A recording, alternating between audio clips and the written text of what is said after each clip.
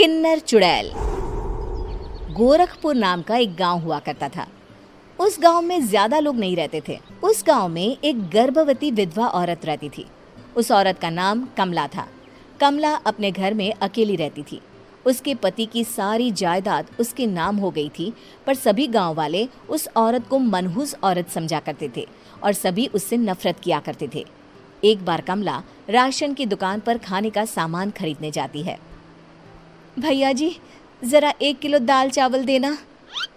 अरे हाय हाय हाय हाय हाय हाय! अरे मनहूस औरत, मेरी दुकान में अपशुगन करवाने आ गई क्या? हैं? चल जा यहाँ से। मैं कुछ नहीं देने वाला हूँ तुझे। भाग भाग यहाँ से, चल जा, निकल।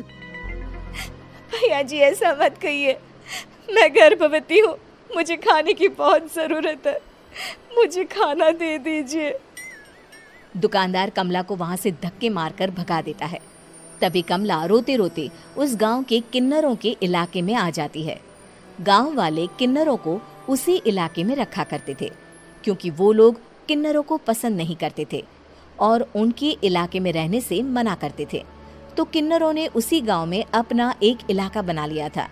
जब किन्नर लोग देखते हैं कि एक गर्भवती महिला रोते रोते उनके इलाके में आ गई है, तो सारे किन्नर कमला के पास जाकर उसका हाल पूछने लगते हैं।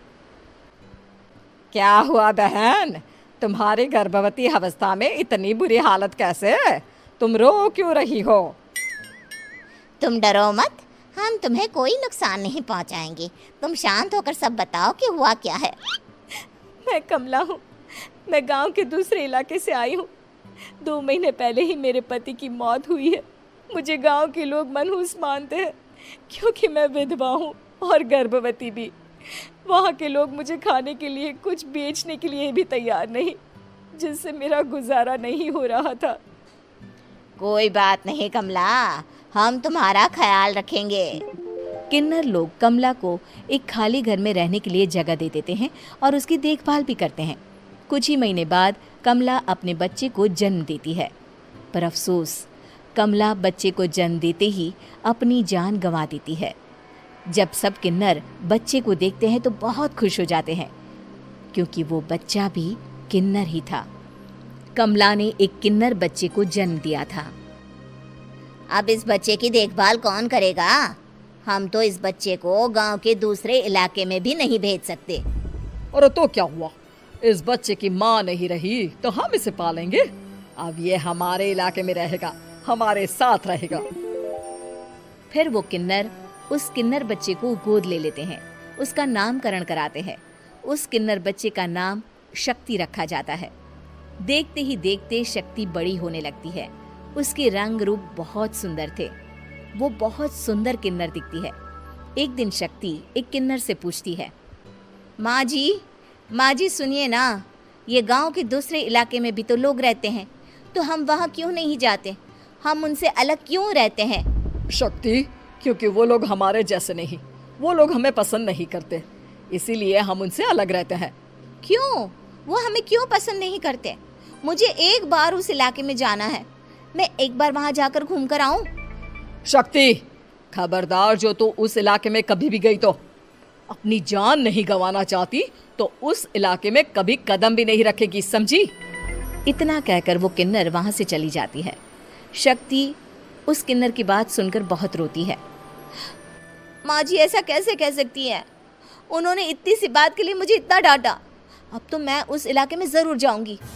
फिर एक दिन शक्ति गांव के दूसरे इलाके में चुपके से जाती है। ये लोग तो हमारे जैसे ही इंसान हैं, तो ये हमसे नफरत क्यों करते हैं? जब शक्ति उस इलाके में पहुंचती है तो गांव के सारे आदमी उसके रूप से मोहित हो जाते हैं। वो लोग ये अंदाज़ा नहीं लगा पाते कि वो किन्नर है। शक्ति की सुंदरता देखकर सारे गांव वाले उसकी तारीफ करने लगते हैं। तभी गांव का चक्कर लगाने गांव के जमींदार का बेटा हर्ष वहां पहुंचता है। हर्ष भी दिखने में बहुत सुंदर होता है। जब हर्ष ने शक्ति को देखा तो वो भी उससे मोहित हो गया, और जब शक्ति की नज़र हर्ष पर पड़ी तो वो हर्ष को देखकर मोहित हो गई। आपको पहले कभी इस गांव में देखा नहीं। इस गांव में आप नए हैं क्या? जी नहीं, वो मैं बस। तभी शक्ति बोलते बोलते रुक जाती है और मन में सोचने लगती है, अगर मैंने इनको बता दिया कि मैं दूसरे इलाके से आई हूँ तो वो समझ जाएंगे कि मैं किन्नर हूँ, इसलिए मुझे इनसे झूठ ही बोलना पड़ेगा। शक्ति हर्ष को कहती है, जी हाँ, मैं इस गांव में नई आई हूँ, यहाँ अकेली रहती हूँ। वैसे आप कौन है? आप भी इसी गांव में रहते हैं? जी हाँ, मैं इस गांव के जमींदार का बेटा हूँ। आपको किसी भी चीज की जरूरत पड़े तो आप मुझे बता देना, मुझे अच्छा लगेगा। ऐसे ही शक्ति और हर्ष एक दूसरे से रोज मिलने लगते। वो दोनों अपने प्यार का इजहार करने एक दूसरे से मिलने जाते हैं। तभी शक्ति का पीछा करते करते एक किन्नर वहां आ जाती है। शक्ति, शक्ति, मैं तुमसे बहुत प्यार करता हूँ। मैं तुमसे शादी करना चाहता हूँ। क्या तुम मुझसे शादी करोगी? हाँ हर्ष, मैं तुमसे शादी करूँगी, पर मैं तुमको अपने बारे में एक सच्चाई बताना चाहती हूँ जो मैंने तुमसे छुपा कर रखी है। तभी उनके बीच में ही वो किन्नर आ जाती है। शक्ति, तेरी हिम्मत कैसे हुई ऐसा करने की? वो किन्नर शक्ति को खींचकर गांव के जमींदार के पास ले जाती है। हर्ष भी वहां शक्ति को बचाने के लिए पहुंच जाता है। जमींदार शक्ति और हर्ष के प्यार के बारे में सुनकर गुस्से में आ जाता है और शक्ति को गांव के बाहर निकालने की सजा देता है। शक्ति ये बात सहन नहीं कर पाती और कुएं में कूदकर अपनी जान दे देती है।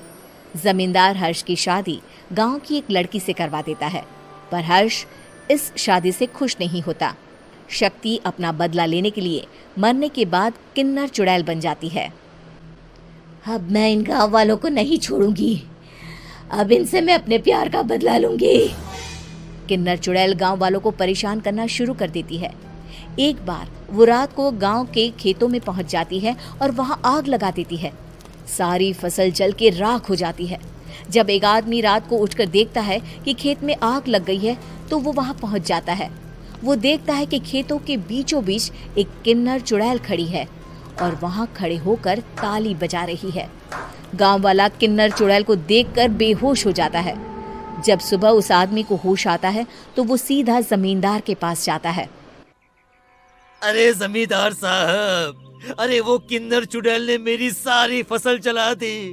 अब मैं क्या करूंगा? क्या होगा मेरा? जमींदार चुड़ैल किन्नर का नाम सुनते ही सब कुछ समझ जाता है। अब वो बहुत डर जाता है। उसी रात को जब जमींदार डर के मारे अपने कमरे में सो नहीं पाता, तभी वहां अचानक से किन्नर चुड़ैल आ जाती है। किन्नर चुड़ैल जोर जोर से जमींदार के आगे खड़ी होकर हंसने लगती है और ताली बजाने लगती है। जमींदार उस डरावनी किन्नर चुड़ैल को देखकर बहुत डर जाता है। तूने मेरे साथ बहुत बुरा किया, अब मैं तुझे जान से मार दूंगी। नहीं नहीं नहीं नहीं नहीं, मुझे माफ कर दो, मुझे मत मारो। मैं कभी ऐसा दोबारा नहीं करूंगा। अब तुम जो बोलोगी वही मैं करूंगा। ठीक है, मैं चाहती हूँ कि किन्नर इलाका गांव के इलाके से जुड़े और गांव का कोई भी आदमी किन्नर समाज से द्वेष ना करे, उससे नफरत ना करे, नहीं तो मैं सारे गांव को मार दूंगी। और तुम गांव में एक नया कानून बनाओ कि अगर किसी ने भी किन्नर समाज को हानि पहुंचाने की कोशिश भी करी या इनसे भेदभाव करने की भी कोशिश करी तो उनको कड़ी से कड़ी सजा मिलेगी। हाँ हाँ हाँ हाँ, मैं ऐसा ही करूंगा। तुम जो बोलोगी वो मैं करूंगा, पर मुझे जाने दो प्लीज।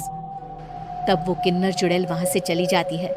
गांव का जमींदार किन्नर चुड़ैल का कहा मानते हुए दोनों इलाकों को एक कर देता है और नया कानून भी लागू कर देता है। तब से वहां किन्नर समाज और बाकी गांव वाले शांतिपूर्वक रहने लगते हैं।